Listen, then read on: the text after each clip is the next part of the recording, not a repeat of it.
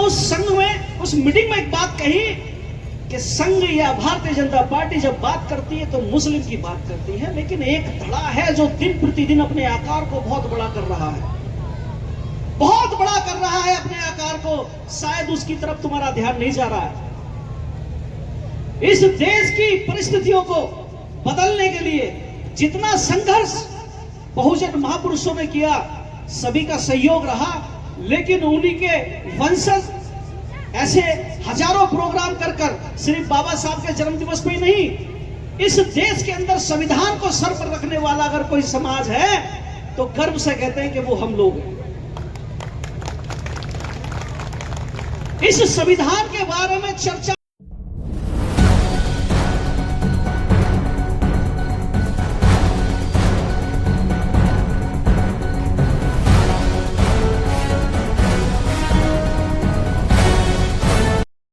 थोड़ा सुस्त हो गए हैं, मुझे लग रहा है यहाँ पे जो बैठे जितने भी बाबा साहब के अनुयायी हैं, थोड़ी सी एनर्जी हम लेंगे जय भीम का उद्घोष करके, है ना?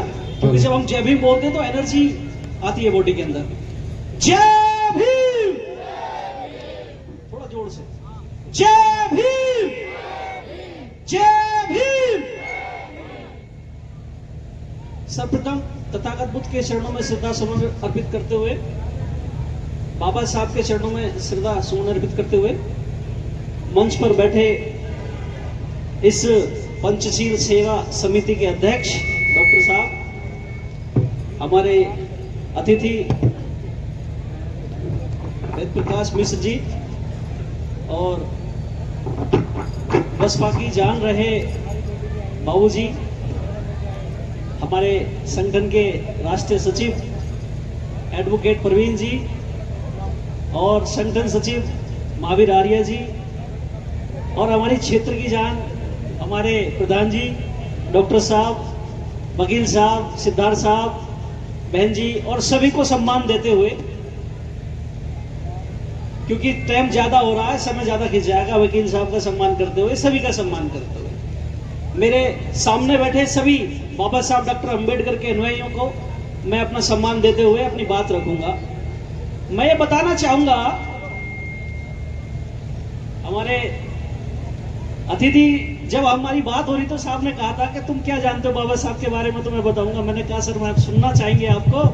Hello hello. और मैंने आज साहब का पीछा ही नहीं छोड़ा, हर 10 मिनट में कॉल करता रहा जब तक प्रोग्राम में ना गए। तो मैं ये बताना चाहता हूं, हेलो, मैं वो बात कहूंगा जो मैंने संघ के एक प्रोग्राम में कही थी। 6 दिसंबर 2023 को आरएसएस ने एक हिंदी भवन में प्रोग्राम किया बाबा साहब के परिनिर्वाण दिवस पर। मुझे वहां पर वक्ता के रूप में उन्होंने बुलाया, मैं गया। तो उन्होंने कहा कि हम समरसता चाहते हैं। हमने कहा हमने तो मना ही नहीं किया समरसता के लिए। अरे हमारे तो महापुरुष कहते कहते मर गए समरसता स्थापित करने के लिए। हमने कब मना करा इस समरसता स्थापित मत करो? ये हम कब रुकावट बने? 1935 में जाति तोड़क मंडल का एक भाषण बाबा साहब का था। बाबा साहब ने एक बात कही कि सुनो हिंदुओं, भारत के अंदर मिशनरी आ चुके हैं जिनको तुम अछूत बताते हो, जिनको तुम आदिवासी कहते हो, वो तुम्हारे अपने परिवार के लोग हैं, तुम्हारे अपने भाई हैं। अगर तुमने उनसे इतनी दूरियां बनाकर रखी तो ये जो मिशनरी हैं ये उनको अपने गले लगा लेंगे, इनके हाथ में बाइबल पकड़ा देंगे और ये तुम्हारे अपने लोगों को तुम्हारे ही खिलाफ खड़ा कर देंगे, तुम अल्पसंख्यक हो जाओगे। जब बाबा साहब ने ऐसी बात कही तो बाबा साहब को इस देश के उस समय की परिस्थितियों में पता है क्या क्या नाम दिए गए थे? राष्ट्रद्रोह तक की बात करी गई थी बाबा साहब के साथ, धर्मद्रोही तक की बात करी गई थी। और आज की परिस्थितियों में जो मुट्ठी भर मिशनरी आए थे क्रिश्चियन इस देश के अंदर, आज बड़ी संख्या में फल फूल रहे हैं। भारत की जो बहुसंख्यक समाज है उसका फोकस सिर्फ एक चीज पर है,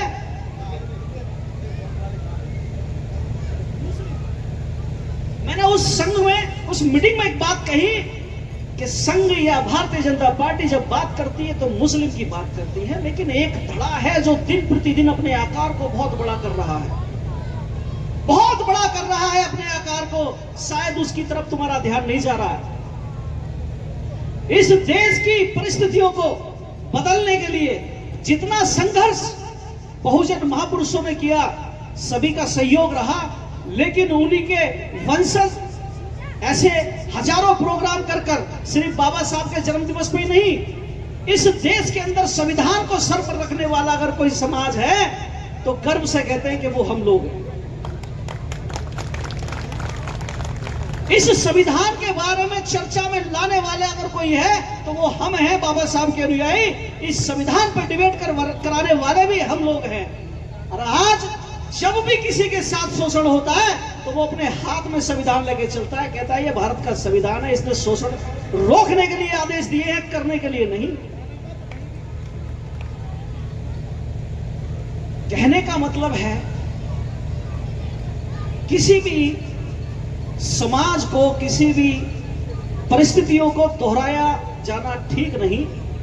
चीजों को परिवर्तित करते रहना चाहिए। परिवर्तन समय की मांग होती है। अगर हम पुरानी परिस्थितियों में पड़े रहे तो आज छूट जाएगा, और अगर आज छूटा तो हम फिर बिछड़ जाएंगे, फिर पिछड़ जाएंगे, फिर हम दलित, फिर हम अछूत हो जाएंगे। जबकि संविधान जब 1950 में लागू हुआ तो संविधान ने सबको एक समान अपनी नजर से देखा। किसी ने अगड़ा पिछड़ा या छूत अछूत नहीं समझा। संविधान ने सभी को बराबर समानता के अधिकार दिए, मानवता के मूल अधिकार दिए। तो जो पढ़ने की बात कही जाती है वो इसलिए भी जरूरी है कि जब तक हम अपने अधिकारों को नहीं जानेंगे, जब तक हम नहीं पढ़ेंगे, तो हम सरकार से क्या मांगे करेंगे। सरकार होती है दमन करने के लिए। सरकार उन्हीं का भला करती है जो सरकार से छीनना जानता है, वरना सरकार जो कमजोर होते हैं, सरकारों से नहीं लड़ पाते, सरकार उनका दमन करती है। सरकार एक ही नहीं, जितनी भी इस देश में बनी है करीब करीब ऐसा ही काम करा।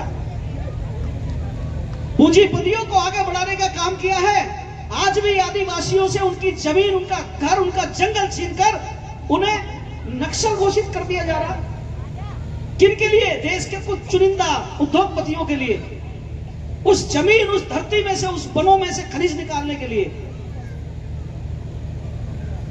तो कहने का मतलब यह है कि चीजों में परिवर्तन जब ही आएगा जब हम शिक्षित रहेंगे, जब हम पढ़ेंगे लिखेंगे, हम अपने अधिकारों को जानेंगे, तभी हम बाबा साहब के सपने को भी साकार कर सकते हैं। सिर्फ जय जय जय जय जय भीम करने से बाबा साहब का सपना साकार नहीं होने वाला।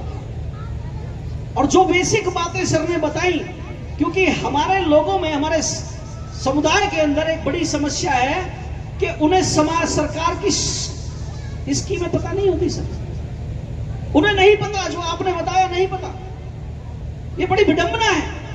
गिने चुने लोग जो समाज का प्रतिनिधित्व कर रहे हैं, वो गिने चुने लोग ही उन चीजों का लाभ ले पाते हैं। कुछ लोग तो ऐसे हो गए हैं कि सरकार के लाभ को अपने लोगों तक भी नहीं बता पाते। उन्हें ऐसा लगता है कि इनका लाभ मैं अपने कुछ चुनिंदा लोगों को दिलवा दूं ताकि ये विशेष स्थापित हो जाए। तो जो विशेष परिस्थितियों की बात विशेष स्थिति बनाने की बन गई है, उसमें यह जरूरी है कि समय समय पर सरकार की स्कीमें, सरकार ने जो अनुसूचित जाति, अनुसूचित जनजाति के लिए कार्य किए हैं, जो उनके लिए स्कीम चल रही है, वो समाज को पता चलना चाहिए। कुछ बच्चे ऐसे भी हैं कि वो अपने सिलेबस नहीं खरीद पाते। ये देखा गया है, ये डाटा है कि अनुसूचित जाति के बच्चे ज्यादातर 8वीं या 10वीं करने के बाद स्कूल छोड़ देते हैं। मुश्किल से बेगुल्ला जैसा एक आध आदमी जाता है तो वो जातीय हिंसा के कारण आत्महत्या कर लेता है। कहने का मतलब यह है कि जब तक समाज में समूचे विकास के लिए कार्य नहीं होगा, शिक्षा, चिकित्सा कार्य के लिए काम नहीं होगा, न्याय के लिए, समता के लिए काम नहीं होगा, बंधुता के लिए काम नहीं होगा, तब तक समाज समाज नहीं बन सकता, तब तक जातियां ही बनी रहेंगी। और बाबा साहब ने कहा था कि जाति का उन्मूलन मतलब इसका बीज नाश होना चाहिए।